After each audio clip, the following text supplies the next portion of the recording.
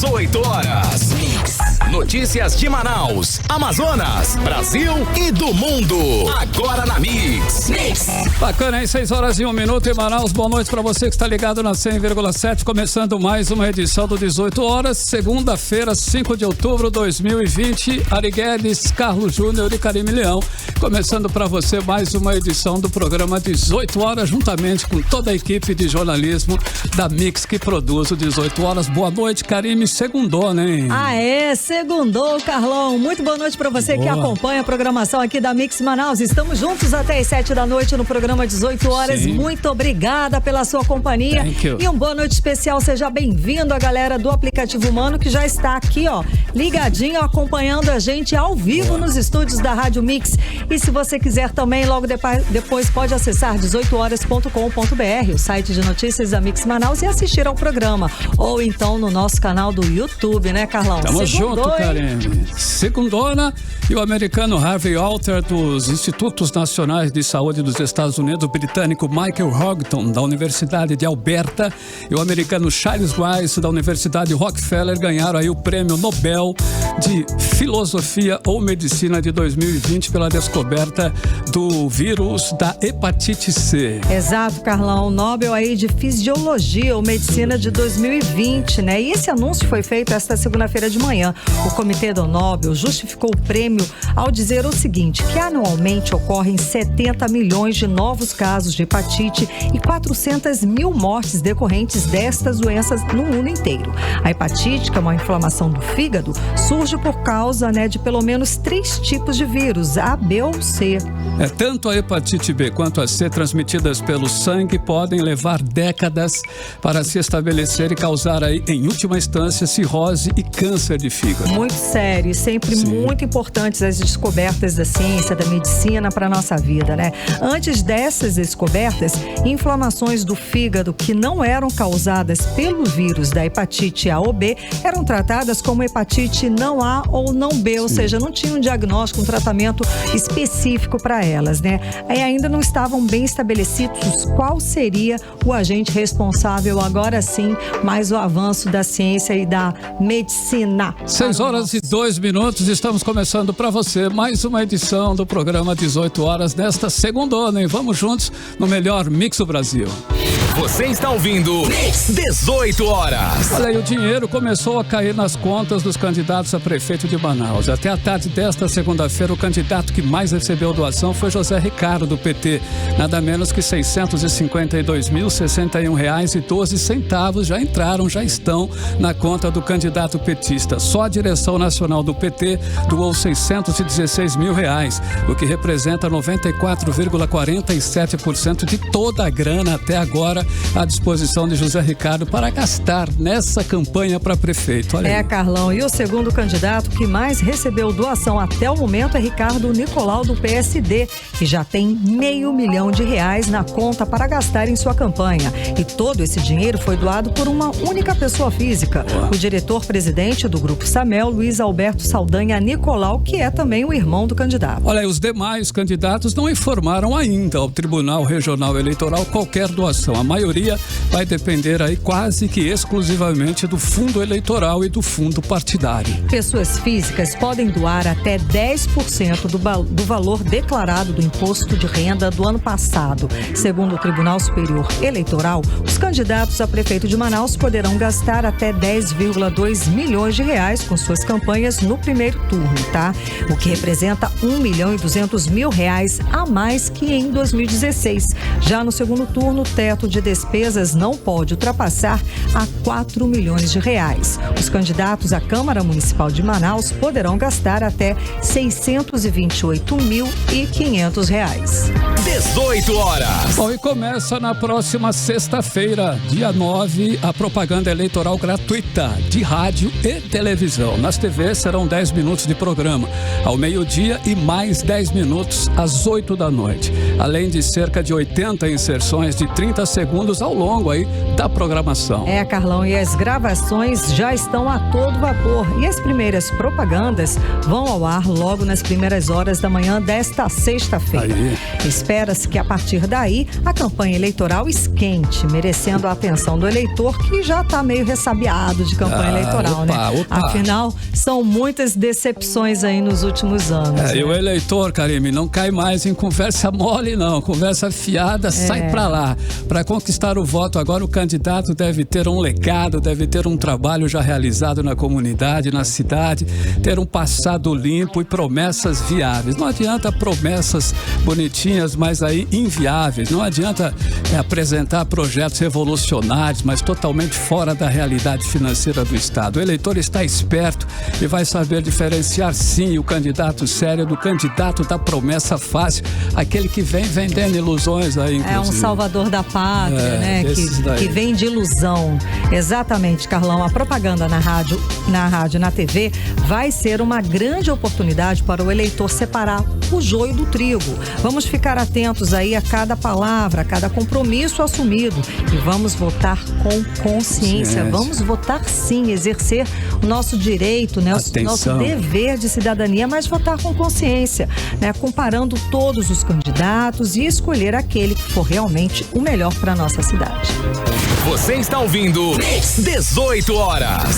Olha aí, o presidente do Tribunal Regional Eleitoral do Amazonas, desembargador Aristóteles Turi, liberou R$1.900.000 aos cartórios das zonas eleitorais que abrangem os 61 municípios do interior para pagamento de despesas como alimentação e transporte de mesário no primeiro turno das eleições de novembro. Desse valor, R$903.000 vão ser usados para pagar despesas com alimentação e R$1 milhão para transporte. Os valores liberados variam entre R$5.600 para Anamã e R$134.000 para Itacoatiara. O presidente do TRE do Amazonas determinou que os chefes dos cartórios eleitorais que vão receber o dinheiro devem usar a verba até 30 dias depois da verba ser disponibilizada na conta. Além disso, os cartórios terão 15 dias contados a partir do término do período de aplicação para prestar contas do dinheiro público. No último dia 25 de setembro, o TRE decidiu que os mesários e colaboradores terão café da manhã de até R$12, almoço de R$18 e lanche de R$10 nas eleições de novembro, o que deve ser, portanto, um gasto de R$40 por pessoa convocada para trabalhar nas eleições deste ano. 18 horas. Olha, o Conselho de Arquitetura e Urbanismo enviou documento para os 11 candidatos a prefeito de Manaus com propostas para deixar a cidade mais saudável, inclusiva e segura. As propostas do Conselho, Carlão, nasceram como resultado da Covid-19, que deixou claro a fragilidade sanitária tanto em Manaus quanto em outras cidades brasileiras. Vamos conferir quais são as sugestões dos arquitetos e urbanistas agora na reportagem de Cíntia Blink. A pandemia do novo coronavírus mandou todo mundo para casa. E foi aí que ficou claro que há diferença entre casas e casas. Nem todas as moradias são adequadas para deixar as pessoas seguras contra a Covid-19, o que complicou a situação da saúde pública. Foi nesse cenário que o Conselho de Arquitetura e Urbanismo criou um documento com propostas para os candidatos a prefeito de Manaus implementarem quando um deles for eleito para ocupar a cadeira de chefe do Poder Executivo Municipal e colocar em prática as ações na capital do Amazonas, como explica a vice-presidente do Conselho no Amazonas, Meglen Valau.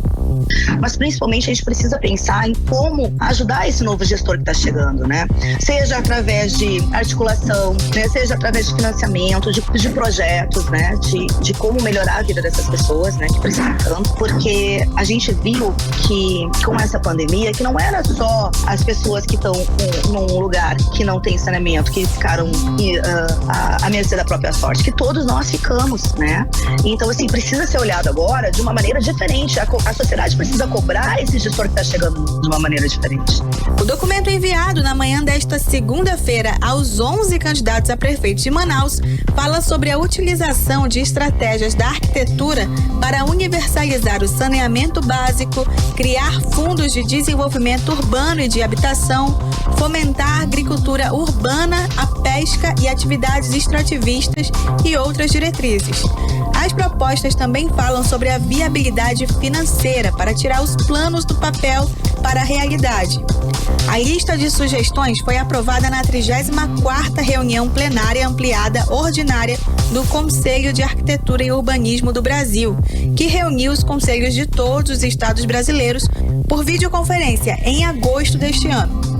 Cíntia Blink, para o 18 horas. 18 horas. Em 4 anos, enquanto alguns prefeitos do Amazonas declararam que ficaram mais pobres, outros informaram à Justiça Eleitoral que aumentaram o patrimônio, como foi o caso do gestor de Tapauá, José Bezerra Guedes, mais conhecido como Zezito do MDB, que tem bens que saltaram de R$ 5,5 mil para 3,6 milhões de reais. Em 2016, Zezito declarou ao Tribunal Regional Eleitoral que tinha apenas uma motocicleta avaliada em R$ 5,5 mil.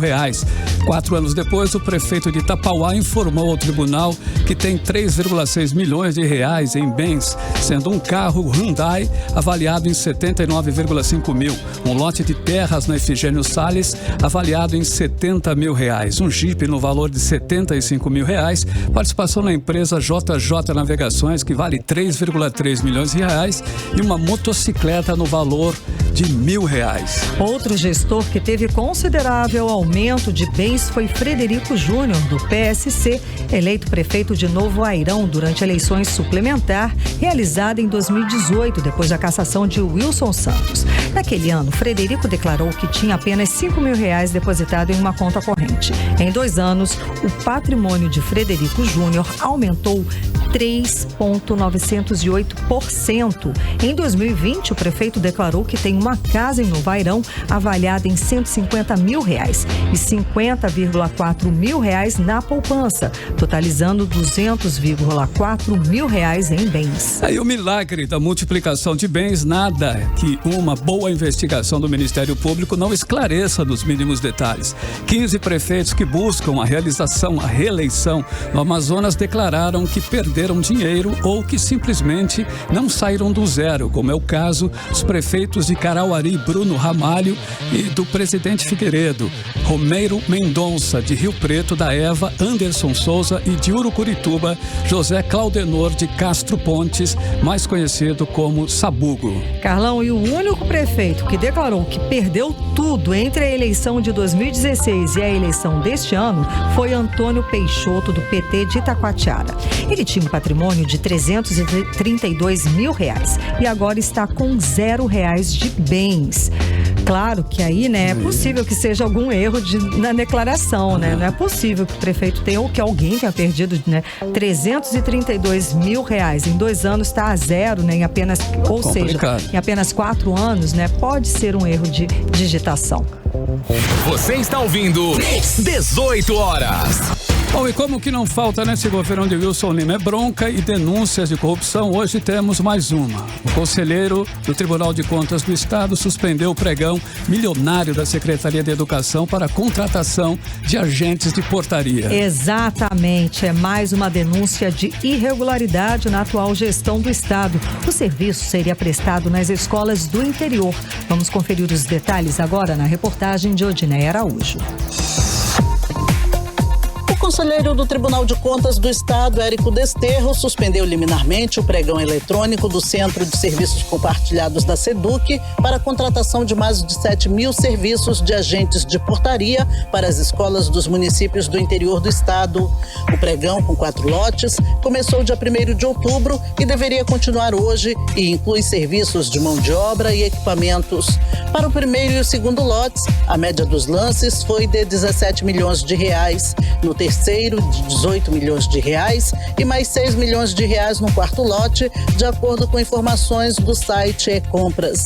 O conselheiro Érico Desterro mandou oficiar o secretário de Educação, Luiz Fabian Barbosa, e Walter Brito, que é presidente do Centro de Serviços Compartilhados, para que adotem imediatamente as providências necessárias para suspender o pregão.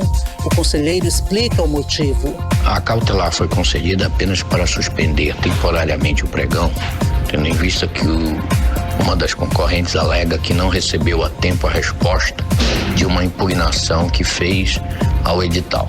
E, portanto, o tribunal suspendeu, pediu explicações para a SEDUC e vai aguardar a resposta para saber, então, se dá autorização para o prosseguimento ou não do pregão. A denúncia de irregularidades no pregão foi feita pelo empresário Marco Antônio Coelho em dezembro do ano passado, ainda na gestão do ex-secretário da SEDUC, Vicente Nogueira. Ele pediu a impugnação do edital por detectar graves violações cometidas pelas autoridades. Segundo o pedido de impugnação, as autoridades não consideraram os diversos vícios apontados e muito menos respeitaram a isonomia e o prazo licitatório para as empresas com interesse em participar.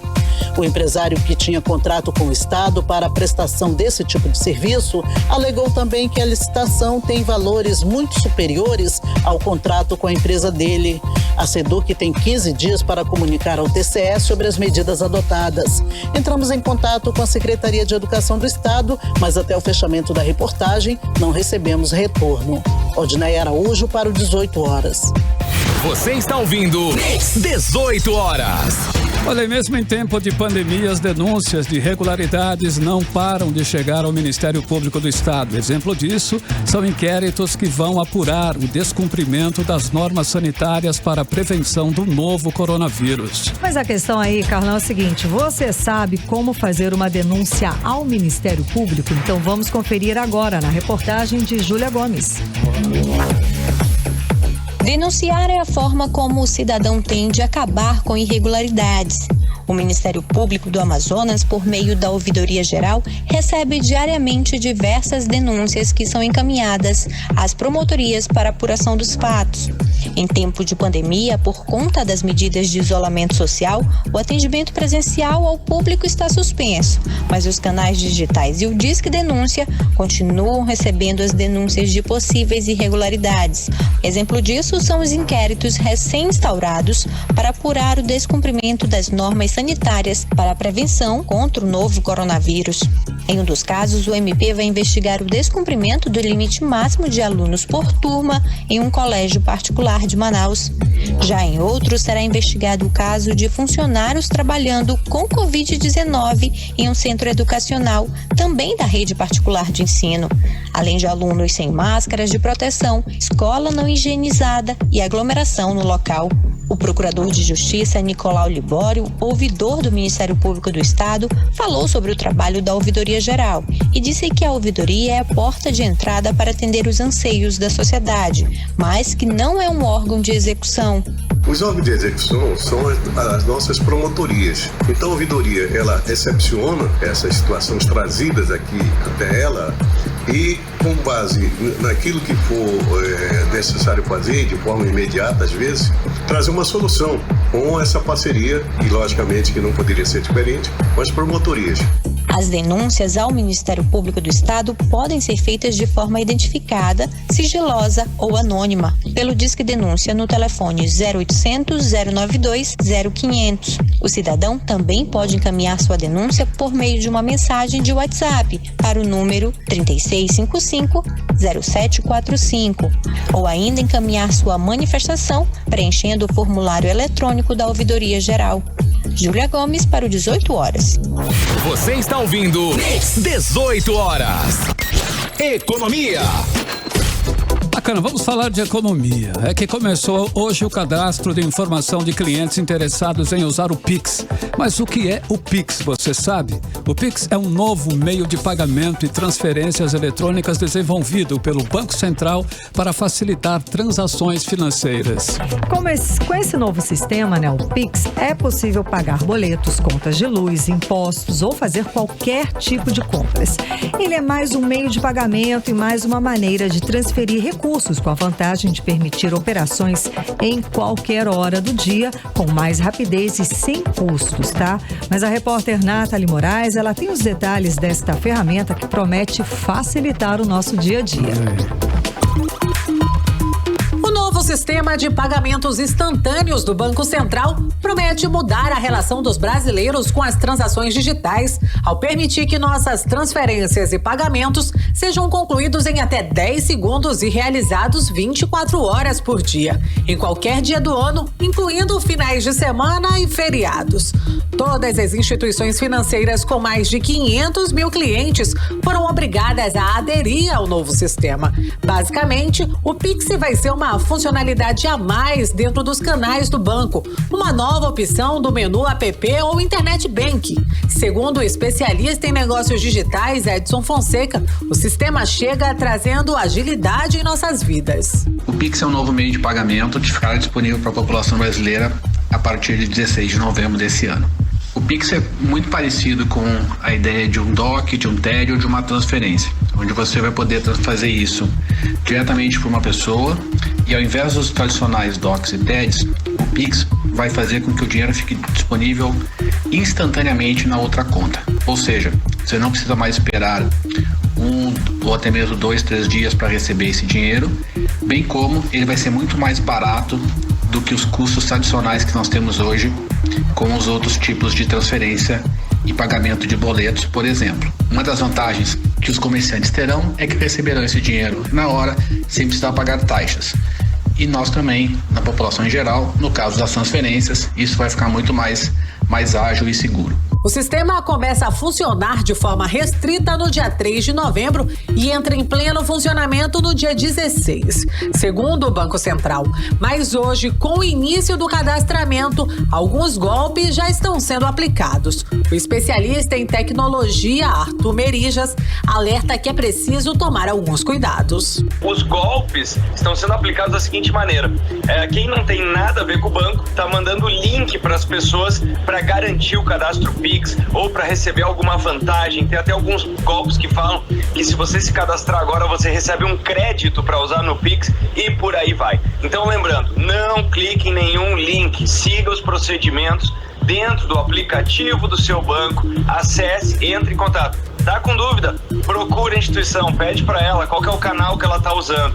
Então, tem muitos golpes que estão aí em andamento, o usuário tem que ficar atento. O Pix em si é seguro. Para usar o Pix é muito simples, basta ter uma conta corrente, uma conta poupança ou uma carteira digital de uma instituição financeira com cadastro no Pix. A opção estará dentro do aplicativo bancário e no Internet Banking do cliente, assim como já estão outras funcionalidades como DOC e TED. Com o cadastro de uma chave Pix, as transferências poderão ser realizadas de maneira mais ágil e seguras. Nathalie Moraes para o 18 horas. 18 horas. Também 6 horas 22 minutos, abrindo a playlist de hoje, hein? A primeira da playlist do 18 horas de hoje. Vamos com uma super novidade aí. Como você vai ouvir aí, um mashup de 2 grandes hits mundiais. Para quem não sabe o que é essa expressão, mashup é uma mescla de uma canção ou composição criada a partir da mistura de 2 ou mais músicas. Pois é, e é essa agora que abre a playlist de hoje. Aqui do 18 horas a gente vai conferir a mashup com bases principais das músicas Break My Heart de Dua Lipa e o clássico I Will Survive da maravilhosa grande diva Gloria Gaynor. Vamos de playlist. Você está ouvindo 18 horas. Bacana, hein? 6h27, mashup aí, a primeira da playlist de hoje, Dua Lipa e Gloria Gaynor, segundo a Karime, maravilhosa, né, Karime? Nossa, muito maravilhosa, né? Pouco não, arrasou. Show de bola. Mix. Vamos agora conferir a previsão do tempo, hein, para esta noite com Karime Leão. Previsão do tempo. E segundo a previsão do Clima Tempo, pode chover rápido durante a noite e a madrugada. A temperatura mínima pode chegar a 24 graus e a máxima não deve passar dos 34 graus. Vamos lá. A mínima 24 e a máxima 34 graus. As chances de chuva são de 90% e a umidade relativa do ar pode chegar a 85%. 6h28 em Manaus, boa noite. Mix.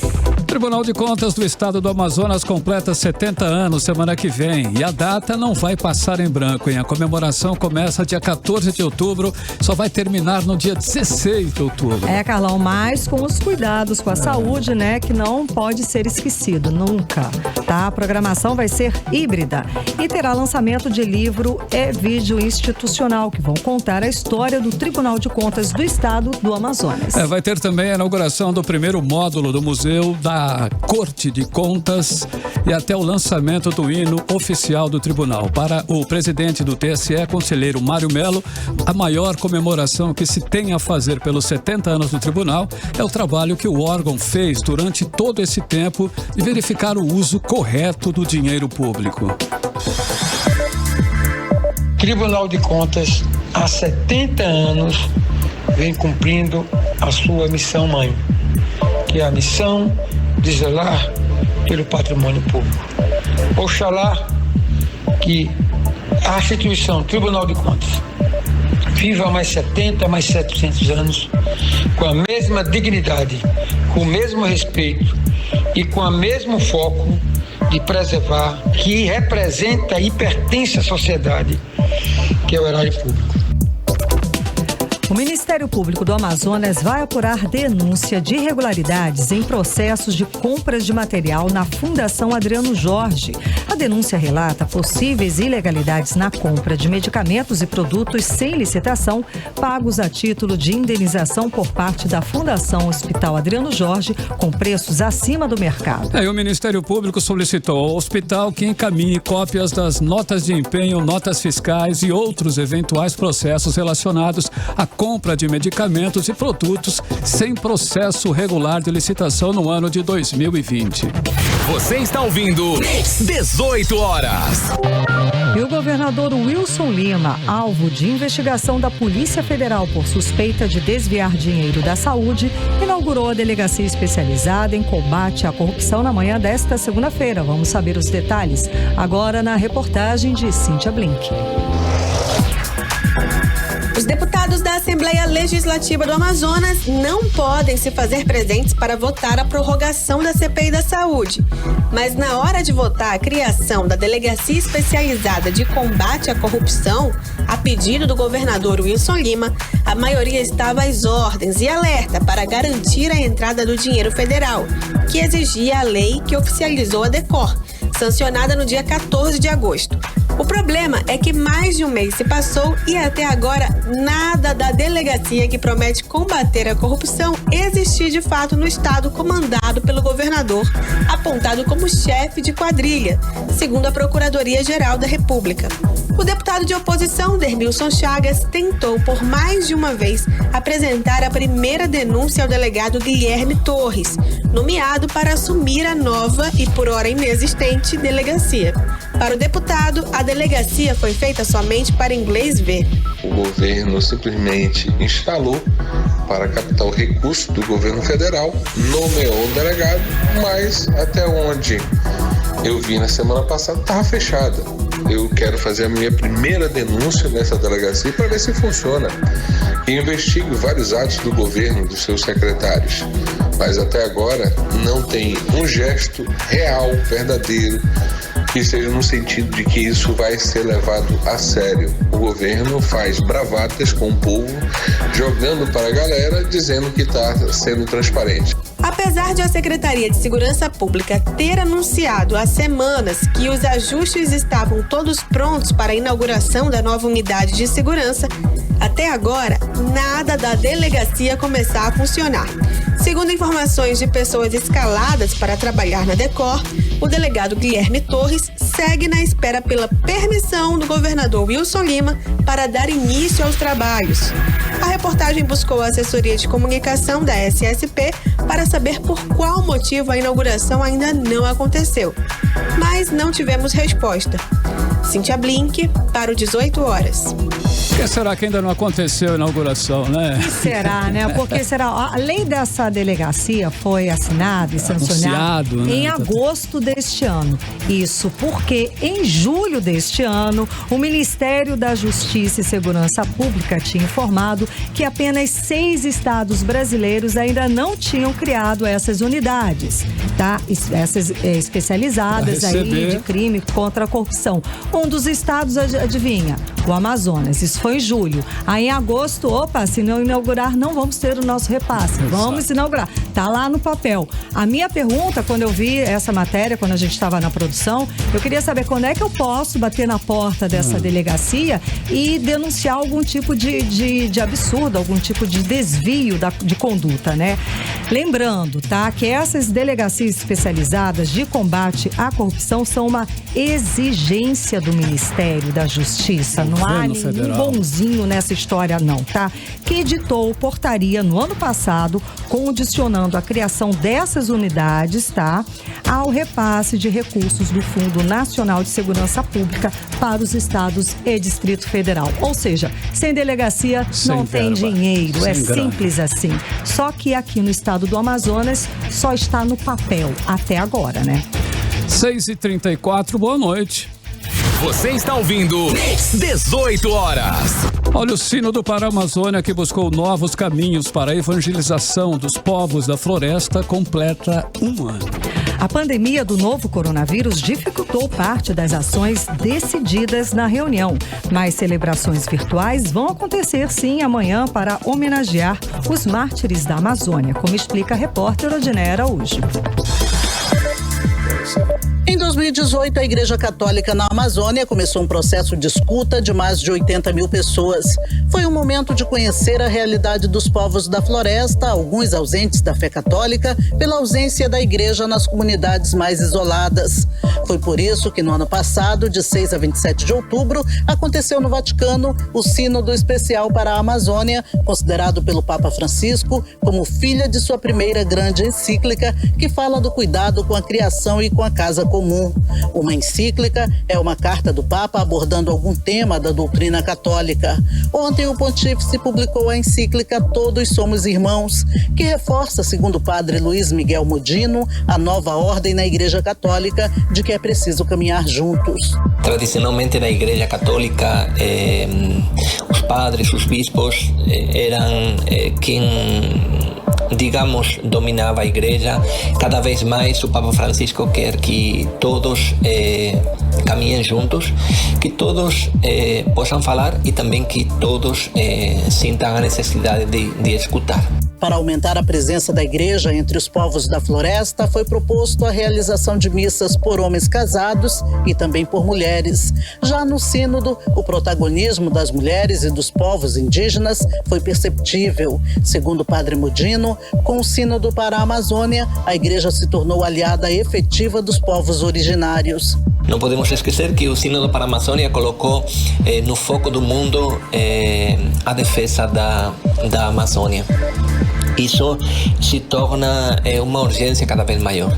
Diante do desmatamento, diante das queimadas, diante da presença de muitas mineradoras, garimpeiros, isso tem que nos levar a refletir como humanidade. Em fevereiro deste ano, o Papa Francisco lançou a Querida Amazônia, uma exortação pós-sinodal e que fala dos 4 grandes sonhos do pontífice para o bioma.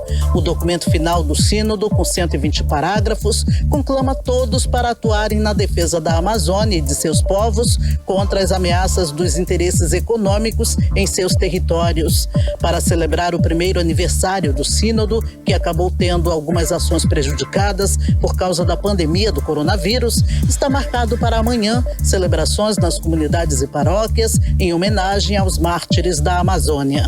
Odiné Araújo para o 18 horas. 18 horas. Bacana, hein? 6h37, vamos com a segunda da playlist de hoje, o clipe da música Levituring com a participação do rapper Da Baby. Teve uma cooperação inédita aí com o TikTok. Os usuários do aplicativo foram desafiados a produzir conteúdos originais para concorrer à chance, escuta bem, de aparecer na versão final do vídeo. Imagina, né? Que sucesso! E o resultado nós vamos conferir agora, e mais uma vez aqui no 18 Horas. Vamos de música, Liberation. Você está ouvindo 18 Horas. Beleza, e 6h41, a segunda da playlist de hoje é Dua Lipa, Live Touring, featuring Da Baby. Você curtiu aqui em 100.7. Mix.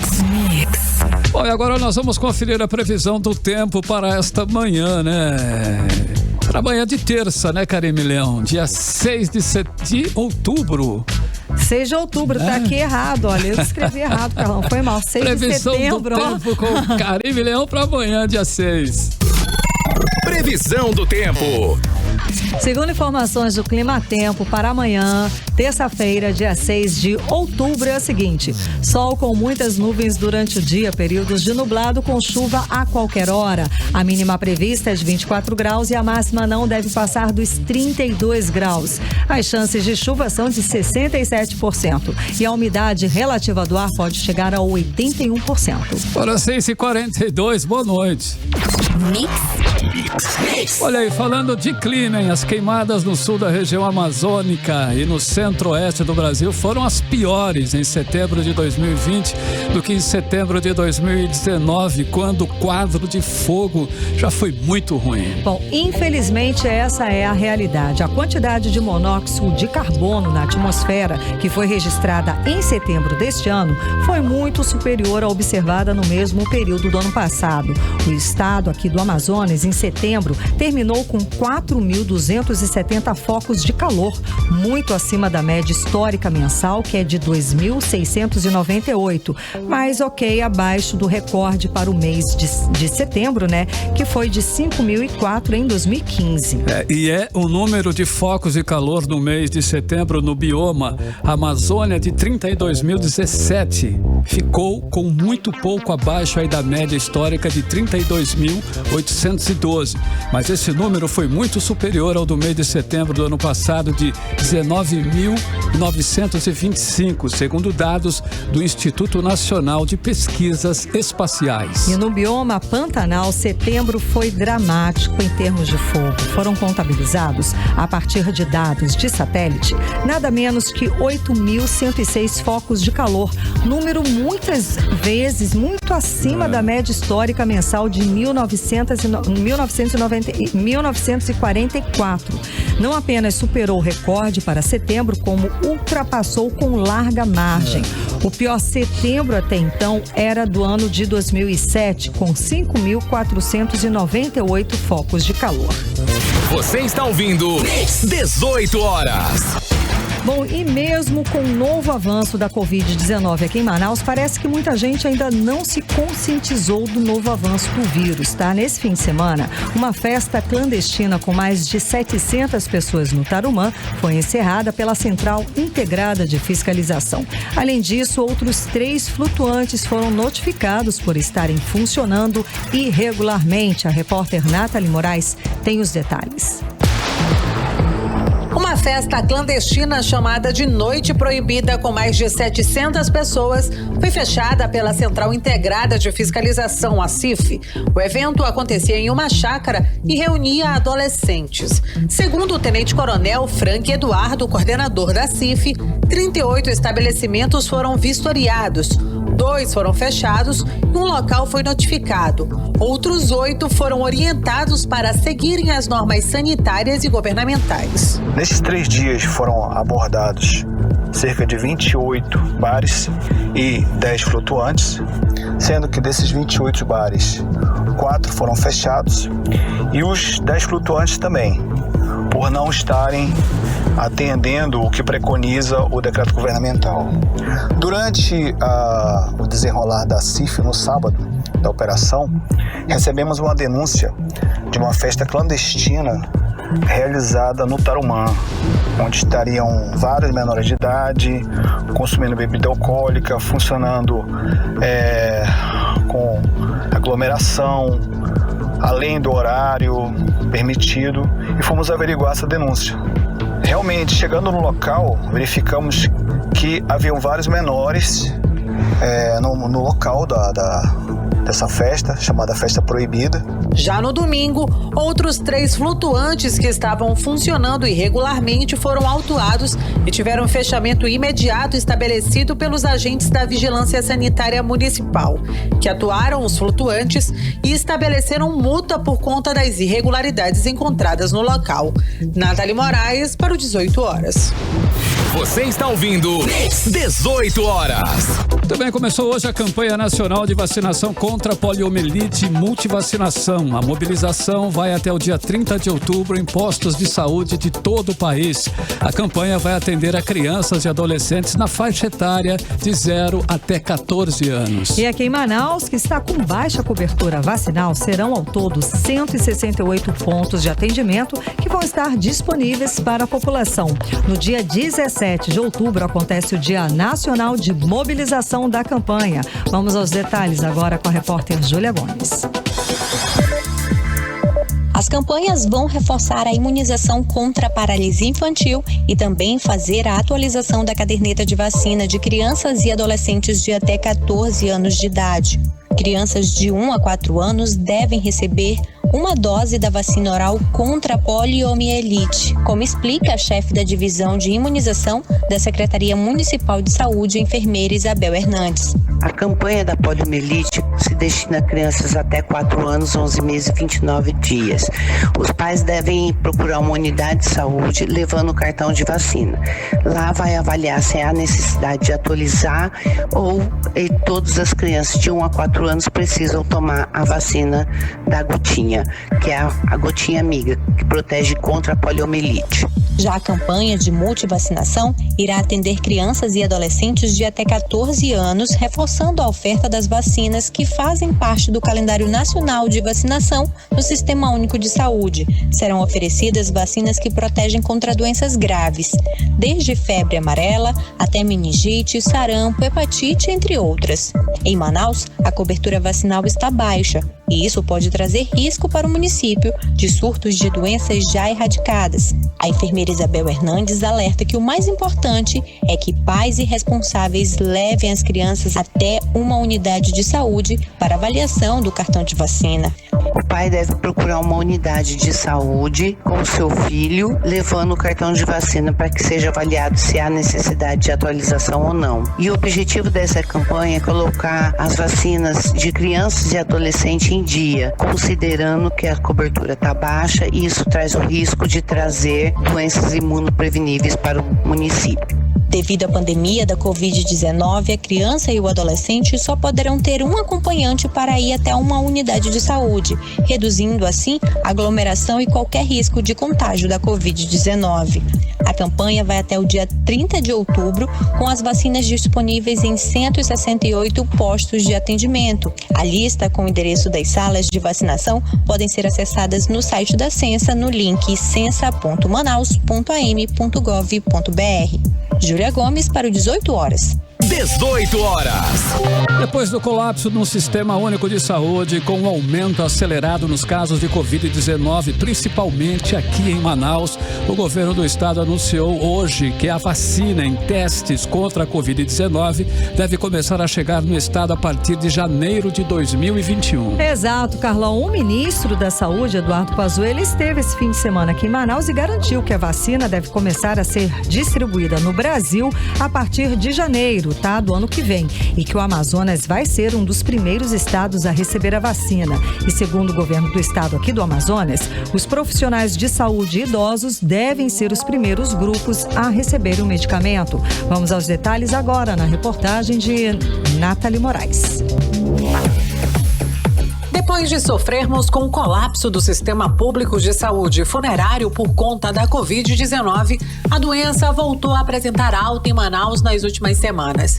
Até este domingo, o Amazonas tinha mais de 140 mil infectados, com mais de 4.100 mortes. Mesmo com o sistema de saúde correndo o risco de um novo colapso, O governo do estado anunciou que a vacina em testes contra a Covid-19 deve começar a chegar ao Amazonas somente em janeiro de 2021. Os profissionais de saúde e os idosos devem ser os primeiros grupos a receberem o medicamento.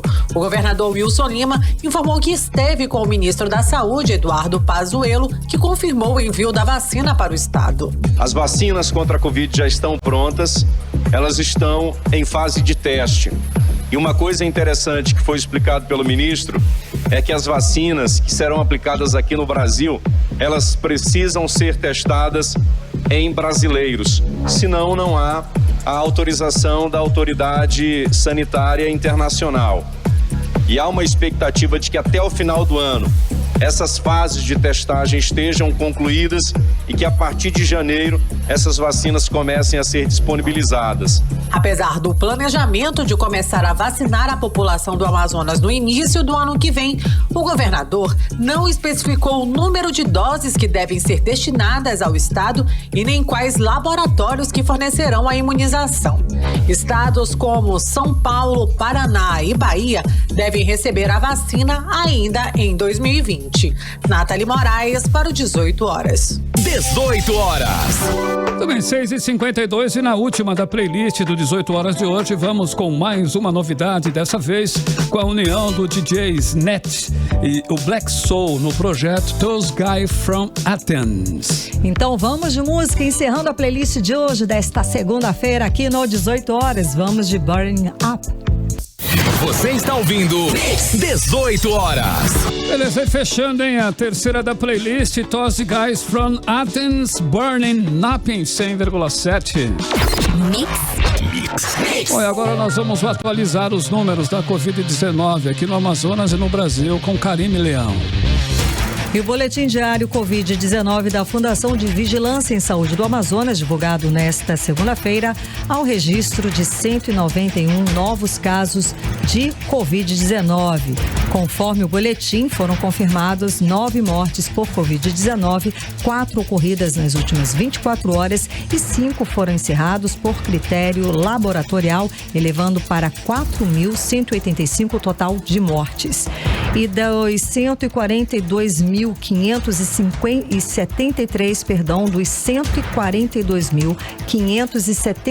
casos confirmados de Covid-19 aqui no estado do Amazonas até esta segunda-feira, 53.371 são em Manaus, o que corresponde a 37,43%, e 89.202 no interior do estado, representando 62,57%. E, de acordo com o consórcio de imprensa do Brasil, que levanta os dados das secretarias estaduais de saúde de todo o país também, o Brasil tem hoje 146.417 mortes por coronavírus confirmadas até a 1 da tarde desta segunda-feira. O país soma também 4.918.022 casos confirmados de Covid-19.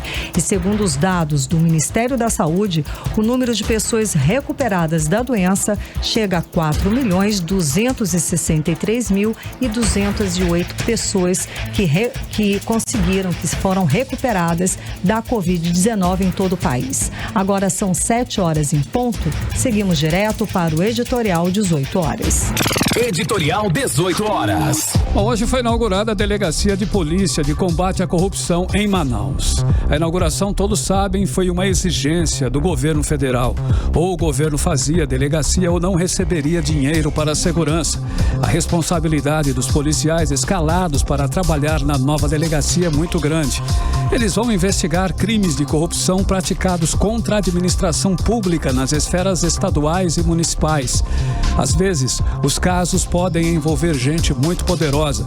O delegado Guilherme Torres quer abrir canais com a sociedade. É hora da sociedade dar um crédito e esperar que os resultados venham e que os casos de corrupção sejam combatidos de forma a diminuir o roubo de dinheiro público em todas as instâncias de uso de recursos públicos municipais federais e estaduais do Amazonas. A sociedade vai ficar atenta e torcer pelo trabalho da polícia do lado dos mocinhos e contra os bandidos. 18 horas.